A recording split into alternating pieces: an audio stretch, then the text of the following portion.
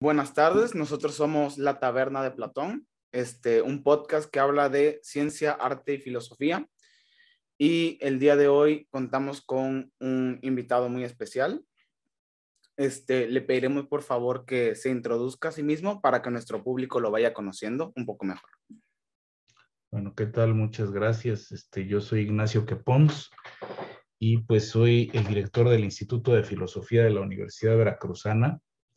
Yo estudié un doctorado en filosofía en la Universidad Nacional Autónoma de México, bajo la dirección del doctor Antonio Sirión, que es mi maestro, y pues también hice algunos estudios de doctorado en la Universidad de Colonia, en Alemania, y posteriormente trabajé durante 2 años en la Universidad de Seattle, en Estados Unidos, en el Departamento de Filosofía, antes de incorporarme a la Universidad Veracruzana. Yo trabajo aquí desde 2017 y mis investigaciones giran en torno a la fenomenología, la tradición fenomenológica, fundamentalmente en la tradición alemana.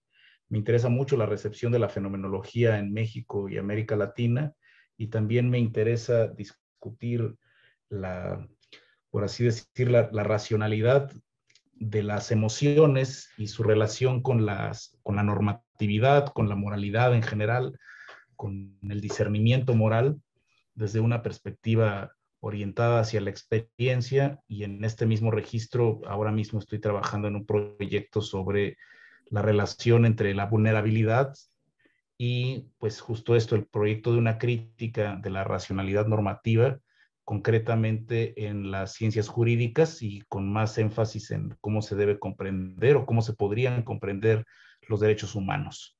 Eso es lo que estoy haciendo más o menos ahora. Eh, ok, muchas gracias por esa introducción. A continuación, le tenemos un par de preguntas. Y empezando, queríamos preguntarle acerca de este estudio que lleva a cabo usted y esta rama, quizá podríamos decirla así, de la filosofía, que es la fenomenología. Cuando se refiere a esto en sus propias palabras, ¿cómo podría describir la fenomenología? ¿A qué se refiere? Bueno, la fenomenología es una tradición dentro de la filosofía contemporánea. Pues existen diferentes tradiciones.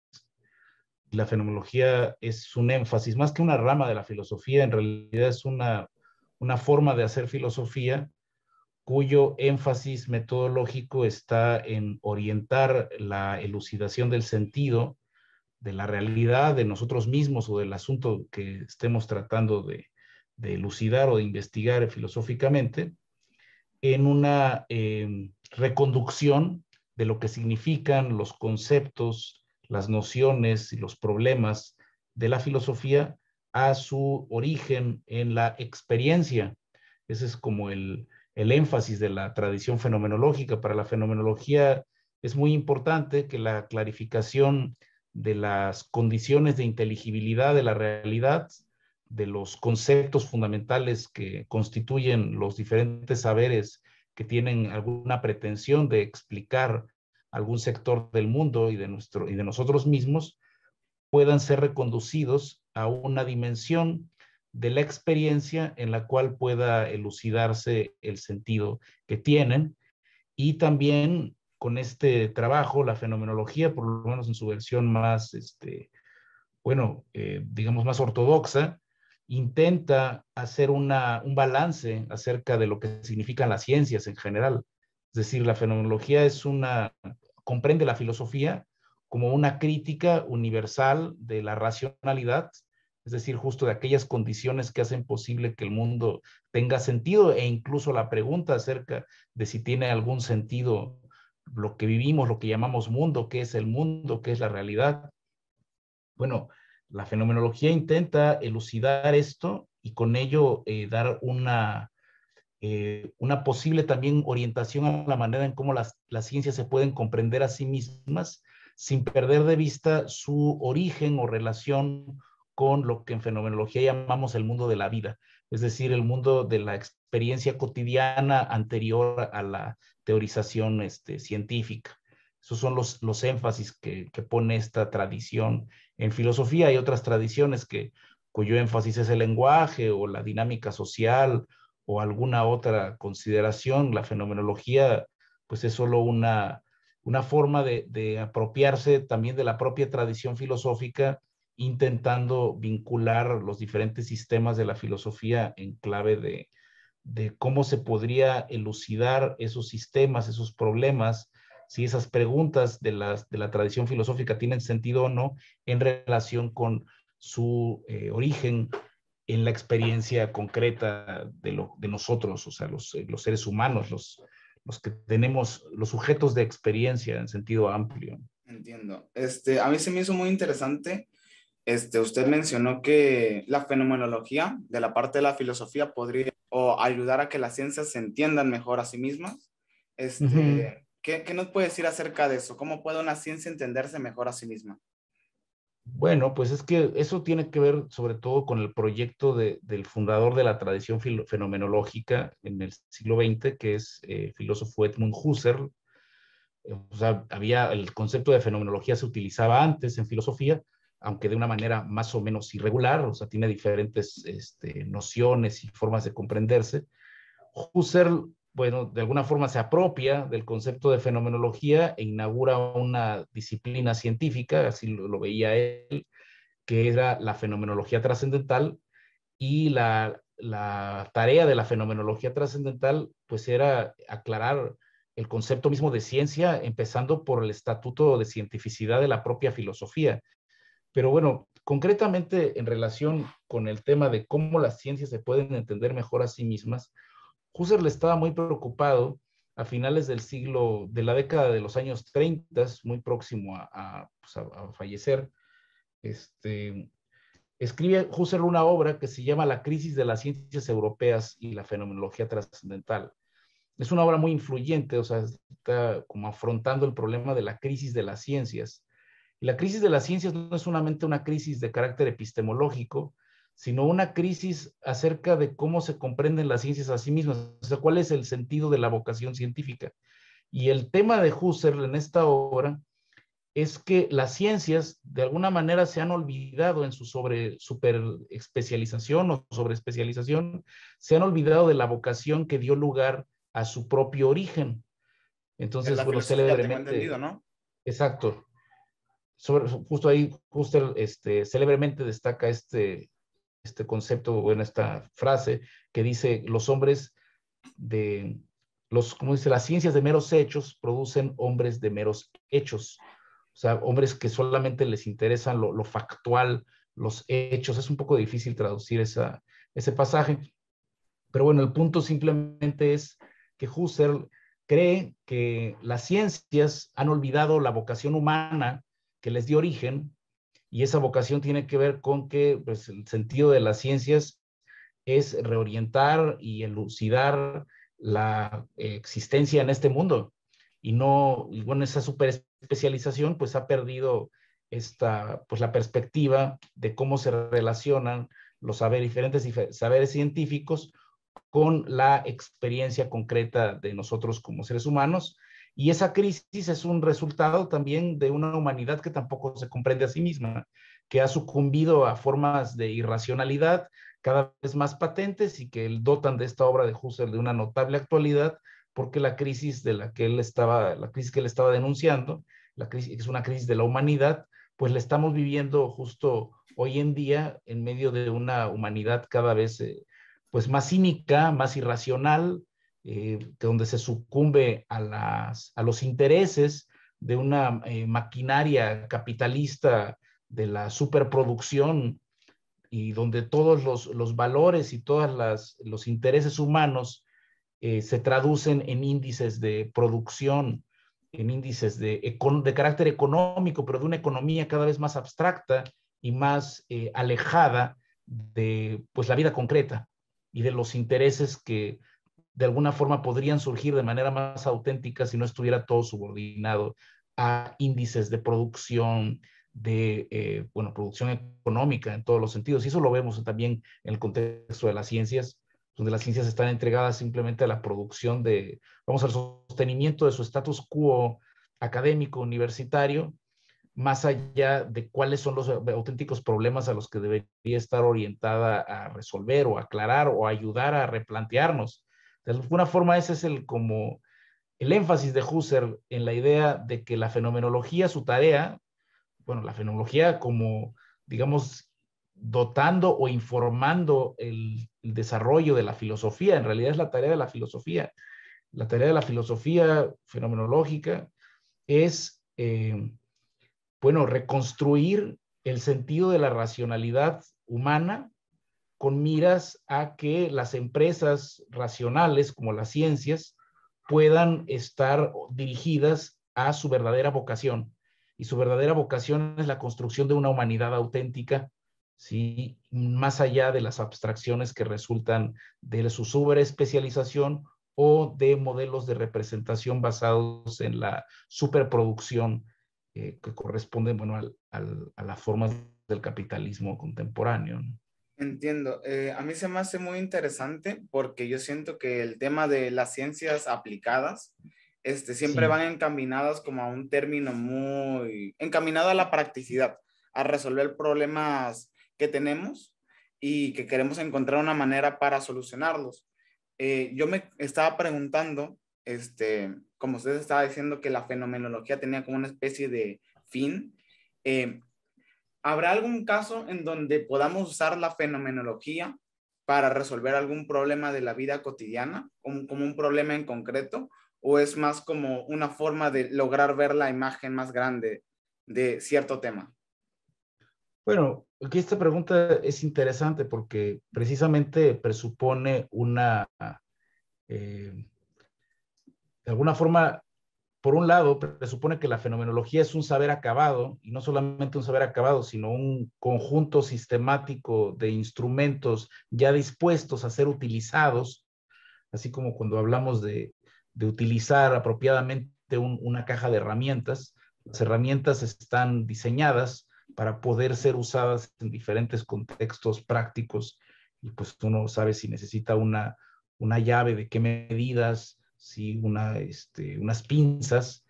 La fenomenología ciertamente tiene su propio instrumental analítico, pero ni es un saber acabado y dispuesto a ser utilizado, ni responde esa forma de asumir ni la fenomenología ni la filosofía a la verdadera naturaleza de esta disciplina.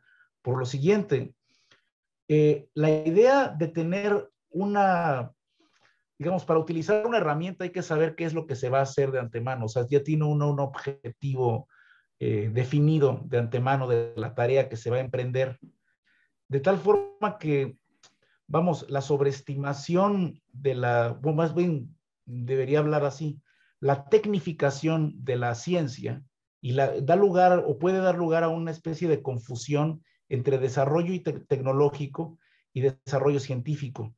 La filosofía es una tarea científica, no es una ciencia en sentido estricto, pero porque no comparte sus métodos y sus problemas, ni sus supuestos, ni sus objetos con otras ciencias en sentido más, digamos, habitual o normal, pero es científica en su vocación racional y de apertura de perspectivas, de problemas. La filosofía y con ella la fenomenología mantienen una dimensión problemática que de alguna manera nos advierten que, bueno, es posible, por supuesto, utilizar el instrumental fenomenológico para poder afrontar problemas determinados. Sin embargo, no debemos perder de vista que la fenomenología, y esto es lo que quiero decir en realidad, no es una técnica. Si no es una técnica, no es una herramienta dispuesta con completa independencia de aquellos objetos sobre los que se instancia, ¿sí? Ese es el tema. O sea, un martillo lo puedo usar para martillar cualquier cosa. La fenomenología no es simplemente algo que se pueda usar.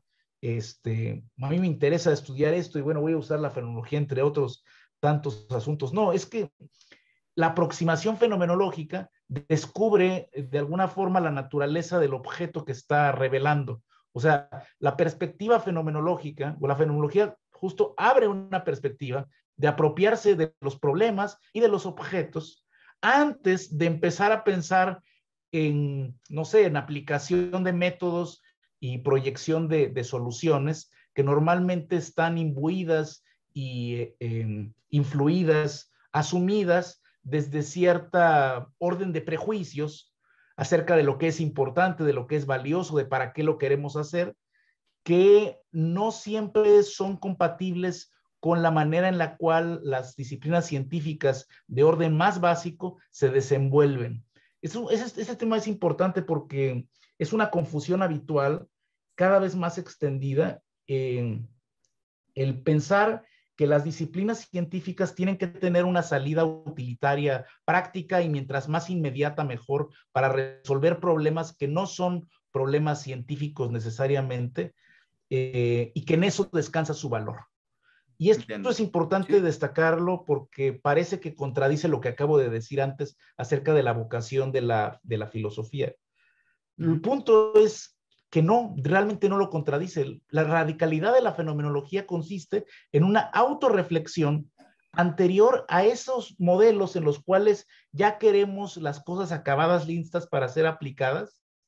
Y esta autorreflexión consiste precisamente en hacerse esta pregunta retrospectiva y decir, bueno, ¿esto realmente es un problema? O sea, estoy pensando en la solución antes de pensar en los supuestos por los cuales, o los supuestos que intervienen en la configuración de aquello que tengo por problemático y que simplemente tengo que solucionar de alguna forma.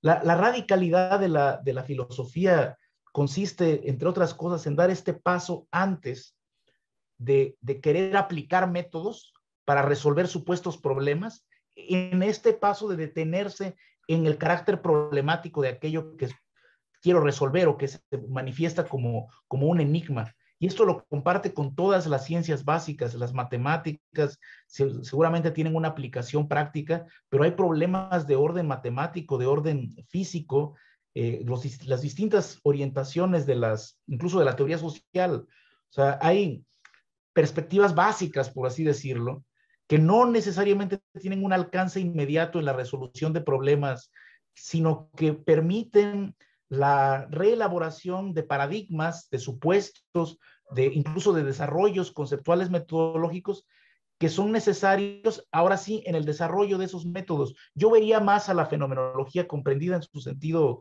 más auténtico en el desarrollo de un análisis crítico de los supuestos conceptuales que intervienen en los métodos de las disciplinas científicas que ahora sí ellas a lo mejor terminan o derivan en perspectivas de desarrollo tecnológico o formas de intervención social informadas científicamente. La fenomenología y la filosofía no tienen una aplicación tan inmediata. Ahora bien, bueno, con esto concluyo esta parte. Sí hay una fenomenología aplicada. Hay gente que le interesan estos contextos de aplicación. A mí no me gusta el concepto de fenomenología aplicada, por todo lo que acabo de decir. Prefiero fenomenología práctica o prefiero práctica fenomenológica, otras formas o análisis reflexivo de referirse a esto, porque justo me permiten desplazar estos supuestos que acabo de criticar en torno a la idea de la aplicación. Pero bueno, hay un fenomenólogo canadiense, Van Manen se apellida, que pues él ha desarrollado una serie de instrumentos de análisis reflexivo informados por la fenomenología que permiten una relativa sistematización práctica para hacer análisis de carácter cualitativo, o sea, investigación cualitativa, y que ha tenido diferentes resultados en disciplinas, en estudios científicos que requieren una metodología de análisis cualitativo, tal como puede ser, por ejemplo, los estudios de enfermería, algunos estudios de carácter social, etnográficos, que pues requieren, sociales fundamentalmente, alguna perspectiva de análisis orientado hacia la experiencia. Y bueno, Van Manen y otros, con apoyo, sustento de la tradición fenomenológica, pues han proyectado distintas formas de intervención bueno, social o práctica, digámoslo así, del ámbito fenomenológico. Sí, claro. Bueno, yo tenía una pregunta que me surgió al escucharlo hablar de esto es, mencionó que, bueno, hizo como una distinción entre fenomenología aplicada y práctica de la fenomenología. Sí. ¿Cuál podría decir que es la diferencia entre ambos casos, más o menos? Bueno, pues justamente la fenomenología aplicada, que es la que yo no suscribo, simplemente mi problema es que da a entender que el instrumental metodológico de la fenomenología puede ser independizado del objeto del que trata. La fenomenología empieza exactamente al revés, o sea, los métodos de análisis fenomenológico surgen de la cosa misma que se está investigando, o sea, del asunto. El asunto que uno está investigando es el que da la pauta de cómo se le tiene que investigar. Esa es casi una pauta metodológica fundamental, yo diría que no solo en fenomenología, pero especialmente en la tradición fenomenológica. O sea, el método no es independiente del objeto que está uno estudiando, y lo que nos requiere metodológicamente nos lo va a exigir el objeto, de tal forma que esa idea de fenomenología aplicada, que bueno, como he dicho, algunos lo han desarrollado, me parece un poco abstracto cuando se le considera como una mera metodología de análisis cualitativo, separada de los contextos efectivos de los que surge de alguna forma el contexto fenomenológico, porque la fenomenología surgió de los problemas. O sea, Husserl no desarrolla primero la fenomenología y después se enfrenta a los problemas que quiere analizar con ella, sino exactamente al revés. Fueron los problemas que Husserl fue descubriendo en contextos de la teoría del conocimiento y de las matemáticas, los que fueron dándole la pauta a la necesidad del desarrollo de herramientas analíticas para poder afrontar estos problemas. Entonces, ahora es donde yo prefiero hablar de una práctica fenomenológica, porque lo que es cierto, especialmente después de más de 100 años de una tradición en fenomenología, las investigaciones lógicas, que es una de las obras fundacionales del proyecto de Husserl, se publica en el año de 1900.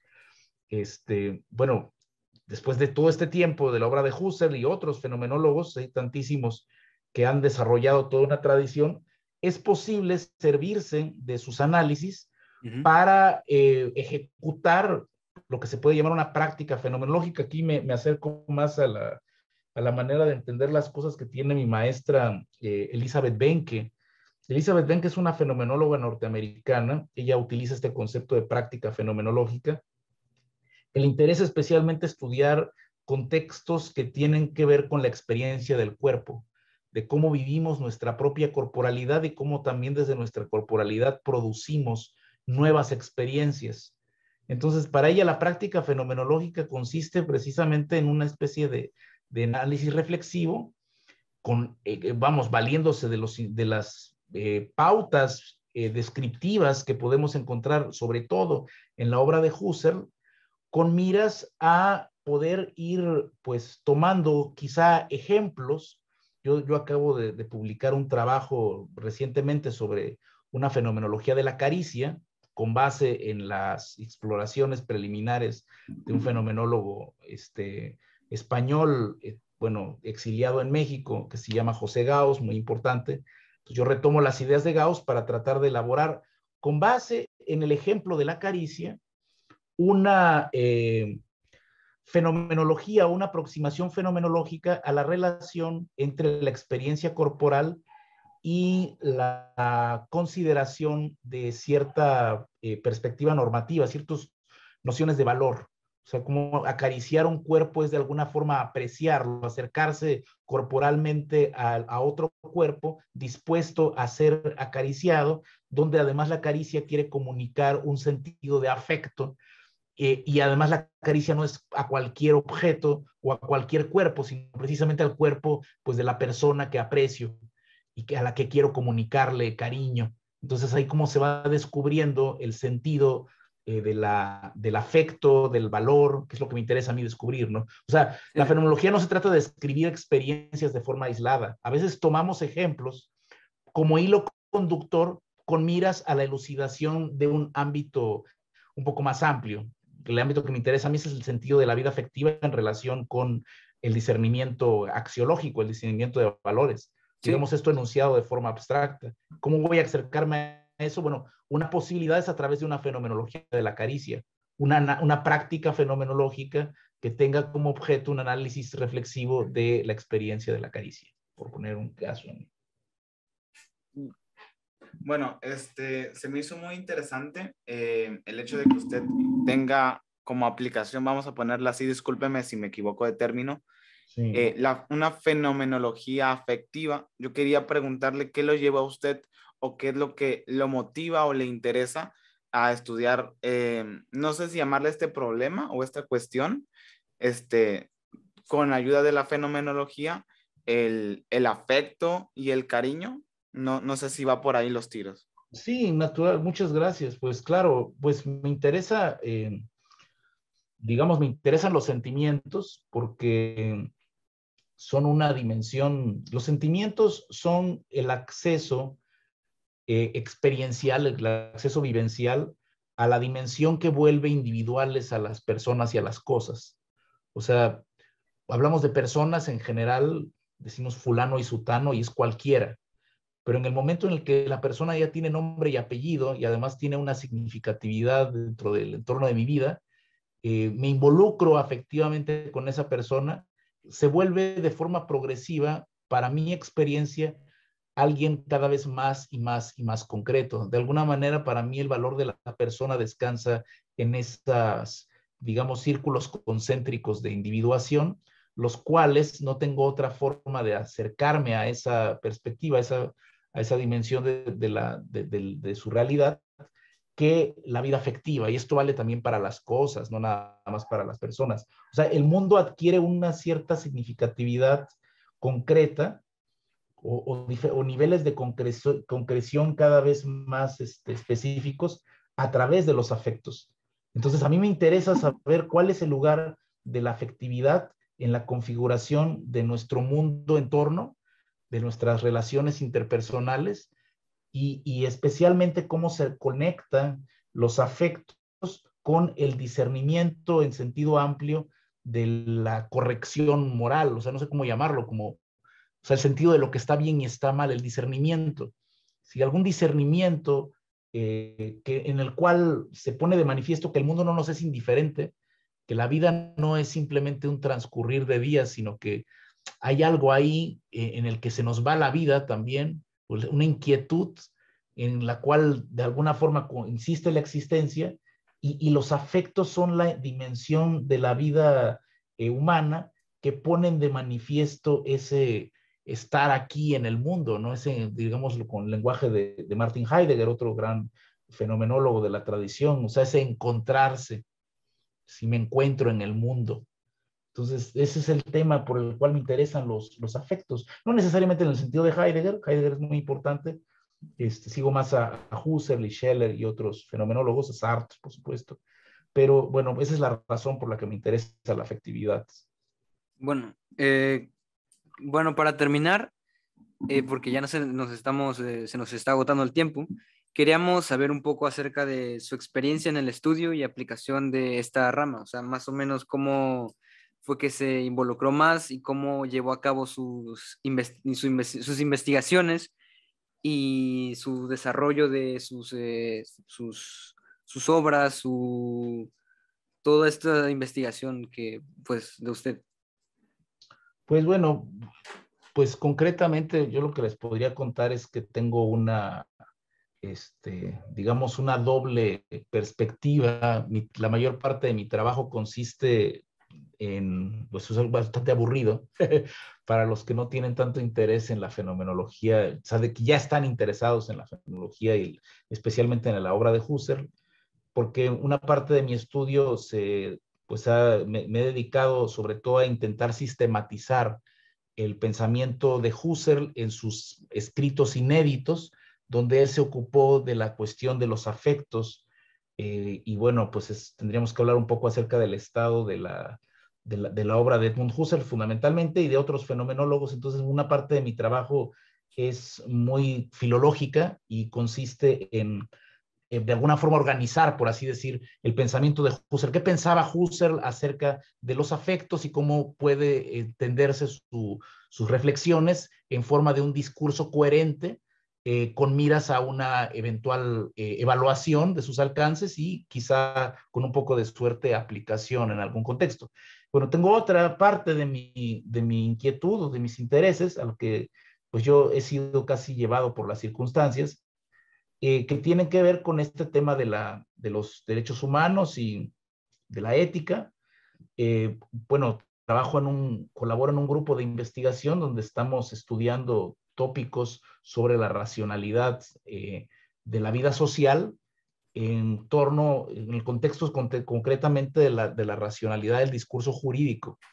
La racionalidad del discurso jurídico y la crítica de cómo se comprenden las teorías de la justicia en relación con el tema de la vulnerabilidad.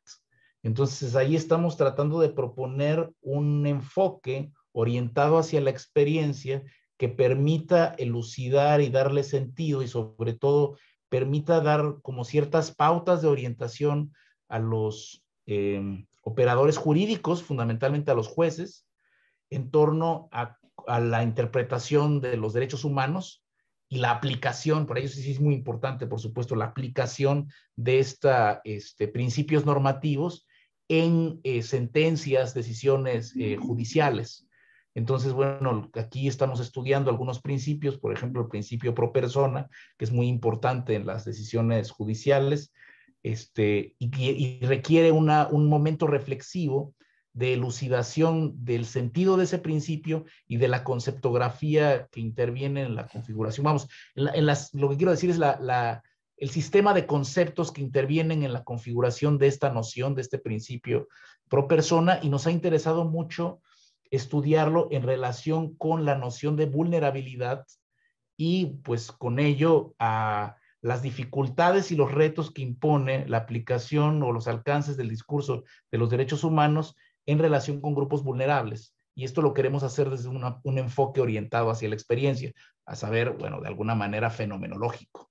Entonces, esto es un poco lo que he estado como a dos bandas. Por eso necesito sistematizar el sistema axiológico de Husserl y una serie de aspectos que tienen que ver con la vida corporal, con la dinámica social, con la afectividad, con la cuestión normativa en general, para poderlo conectar con el enfoque orientado hacia la experiencia que estamos tratando de construir en esta pues, hibridación entre teoría jurídica, teoría acerca de los derechos humanos y filosofía social, filosofía política, informada fenomenológicamente.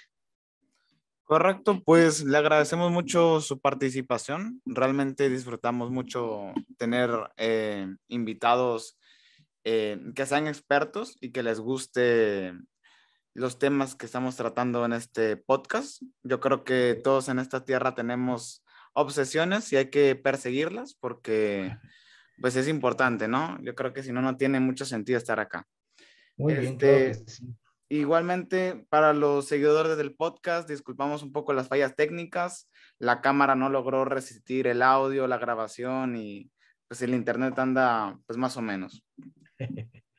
Muy bien, no se preocupe. Yo con mucho gusto aquí estoy para lo que se ofrezca. Les Correcto. agradezco mucho el ¿Algunas interés. palabras que nos quiera decir al público en general antes de que termine el podcast? No, pues simplemente felicitar el esfuerzo de divulgación de la filosofía. Pues tengo que felicitar a los organizadores de este podcast y bueno, pues ponerme a su disposición. Aquí estamos en el Instituto de Filosofía de la Universidad Veracruzana, pues tratando de desarrollar investigación filosófica, eh, siempre orientada, aunque como he dicho varias veces, no esperen de nosotros respuestas inmediatas, sino sobre todo más preguntas, pero nuestra vocación sí está definitivamente orientada a pues la construcción de una humanidad más auténtica, de una humanidad auténtica y de la crítica justo de los supuestos sociales que intervienen en la formación, pues no sé, o sea, simplemente lo que queremos es que la gente se haga más preguntas acerca del sentido de lo que son, por qué estamos aquí, hacia dónde vamos y si es posible dotarlos de herramientas para que cada uno de nosotros podamos hacer una reflexión acerca del sentido de lo que somos y queremos ser como sociedad. Un placer.